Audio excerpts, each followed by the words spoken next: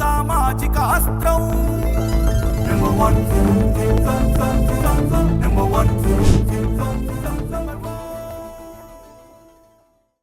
Welcome to number 1 news. నేను Nandini.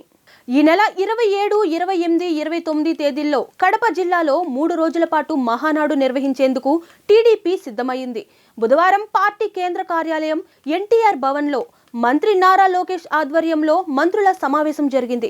Telugu Desam party Mahanadu నిర్వహణపై ఈ సమావేశంలో చర్చించారు.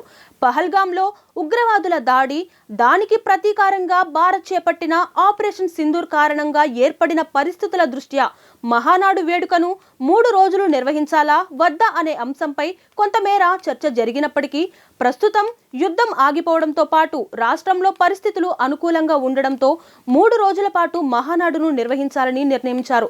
27న పార్టీ నిర్మాణం, సంస్థాగత అంశాలపై చర్చ జరగనుంది. ప్రభుత్వం సాధించిన విజయాలు, గత ప్రభుత్వ వైఫల్యాలపై చర్చించనున్నారు.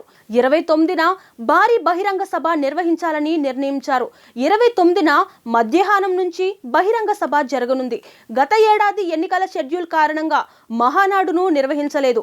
మహానాడు నిర్వహణ కోసం మొత్తం 6 నిర్వహణ కమిటీలను నిర్ణయించారు.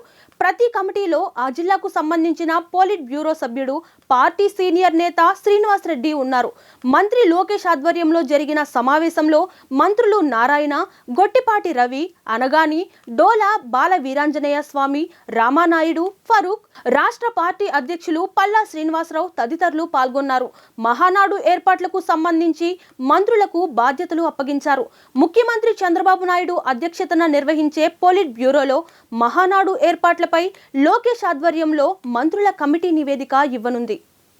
మరిన్ని లేటెస్ట్ అప్డేట్స్ కోసం చూస్తూనే ఉండండి నెంబర్ 1 న్యూస్. సామాన్యుడి చేతిలో సామాజిక అస్త్రం.